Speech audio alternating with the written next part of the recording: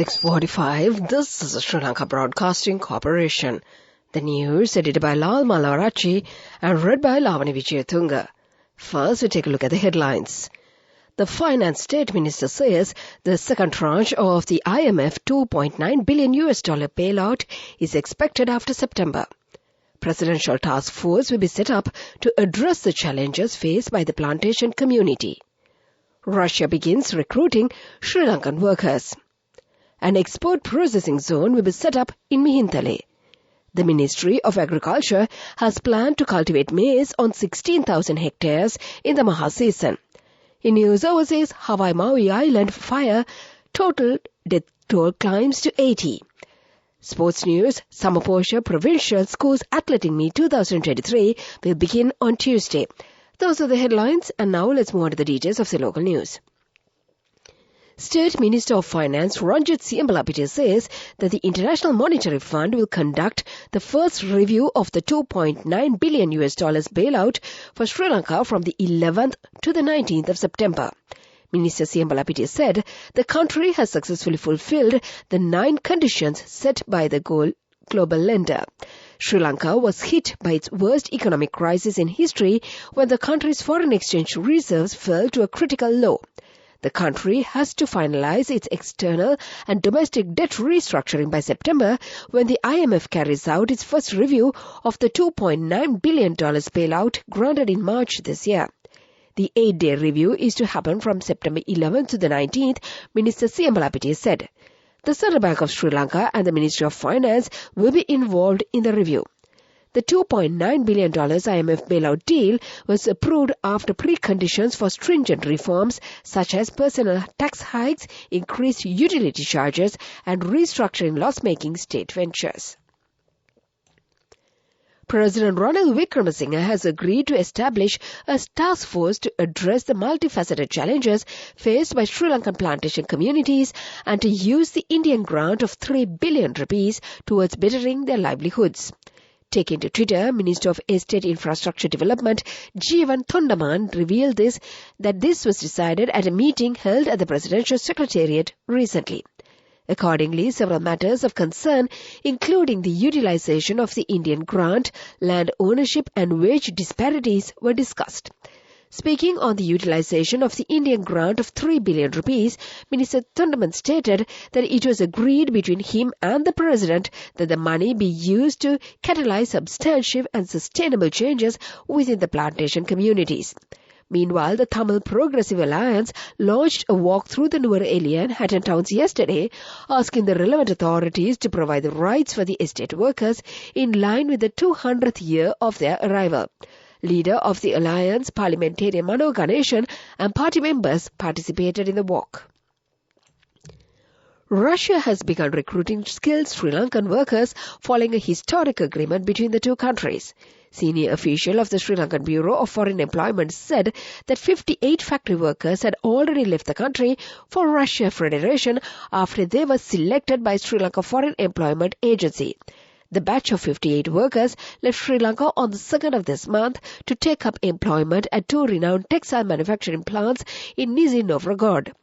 Discussions are also underway between Sri Lankan mission in Moscow and the regional government authorities and Nizhny and Novgorod to recruit 700 more skilled Sri Lankan seamstresses for the region. The Sri Lankan embassy, in liaison with the relevant authorities, is devising a mechanism to create more employment opportunities for Sri Lankan skilled migrant workers in the Russian Federation. This is the news from the Sri Lanka Broadcasting Corporation.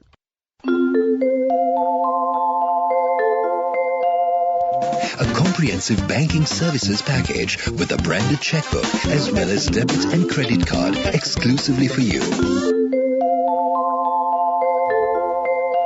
And we continue with more local news. Minister Dr. Bandula Gunawardena says that an export processing zone will be set up in Mihintale in the coming years.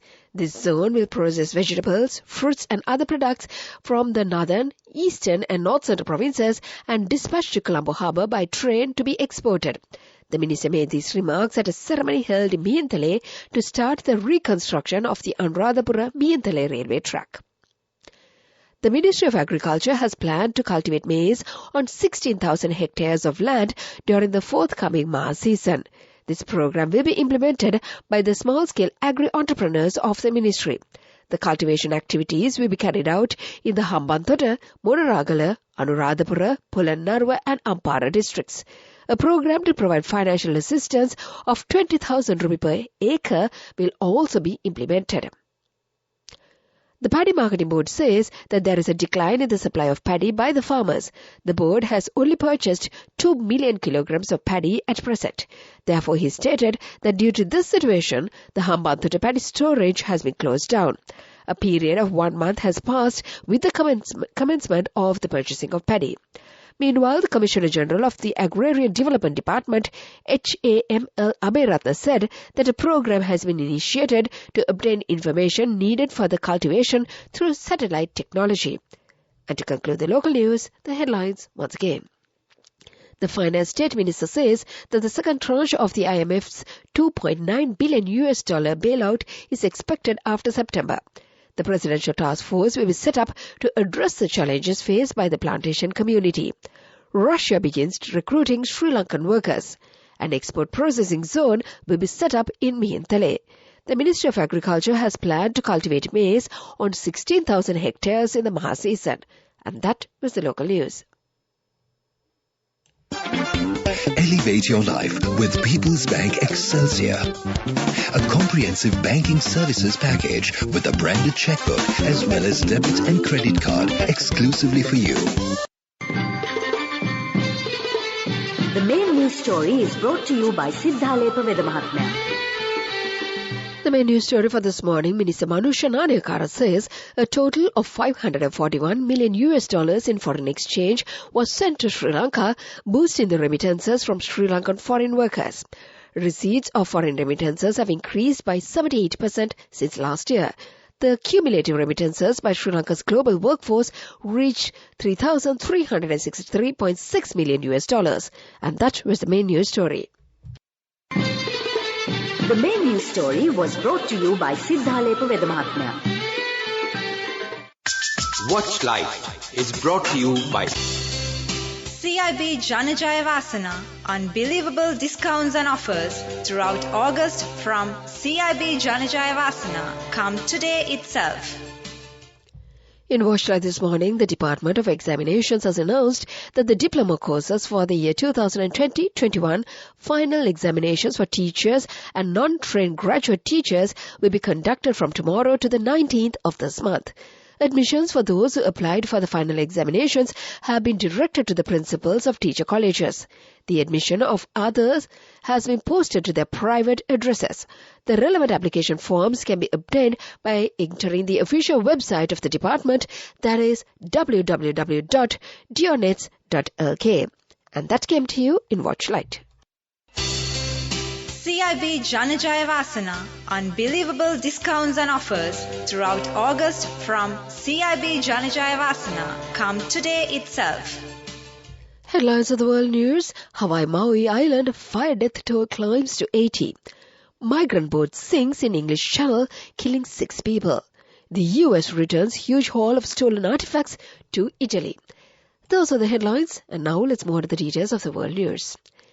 80 people have now been confirmed to have been killed by wildfires on the Hawaiian island of Maui, officials say. There are fears that the numbers will rise further as hundreds are still uncontactable. Firefighters have been trying to contain the fires in several areas, including the historic town of Lahaina, which has been utterly devastated. Hawaii's Attorney General has announced a comprehensive review into how the authorities responded to the wildfires. 6 people have died after a boat carrying migrants sank in the channel off the French coast. 2 people may still be missing, a spokeswoman from the French Coastal Authority, Premas, said after the vessel got into difficulty in the sea near the Kelai in the early yesterday. About 58 people were rescued by the British and French Coast Guards, the officials said. A number of people were seen being brought off the lifeboat, some on stretchers in Dover. The United States has returned more than 250 Asian artifacts to Italy after the police discovered that they had been stolen. The art unit of Italy's police force found the items that had been looted and sold to U.S. museums and private collectors in the year 1990s. Among the precious artifacts include pots, paintings and sculptures, some up to 3,000 years old. Several of the mosaics are worth tens of millions of euros. And that was the world news. Development News is brought to you by Job opportunities from Deshakti Lanka in Kuwait, Saudi Arabia, Oman, including company housemaid, salary 156,000 rupees, 23 to 57 years. Contact 037 7500 500. In development news, Sri Lanka will seek investments to make Colombo and Trincomalee port hubs for export of green hydrogen and green ammonia made with renewable energy, President Ranil Wickremesinghe said. Sri Lanka had plans to make 70% of the electricity renewable energy by the year 2030. The North and East region will be the key resource for renewable energy, which would be developed in partnership with India. President Ranil Wickremesinghe says that one of the key objectives of the Northern and Eastern Development Plans is to harness the region's renewable energy potential through the production of green hydrogen and green ammonia using innovative technology. And that was the development news. Job opportunities for women from Deshakti Lanka in Saudi Arabia, Kuwait and Oman. Company housemaids, caretakers and home cooks in Saudi Arabia for ages 23 to 57 years. Salaries starting from 156,000 rupees. Interviews are now on with foreign agents. You can now travel overseas free of charge. Branches, Colombo, Kurunegala, Anuradhapura and Matara. Contact number 037 7500 500. Deshakti Lanka Foreign Development Agency. Moving on to sports news, a record number of over 650 schools from 5 provinces will participate in the Summer Posha Provincial Schools Athletics Meet 2023 that is scheduled to begin on Tuesday the 15th of August. The meets will be held in the 5 provinces of Uva, North Central, East, Northwest and South on different dates with more than 18,000 athletes contesting in more than 70 events.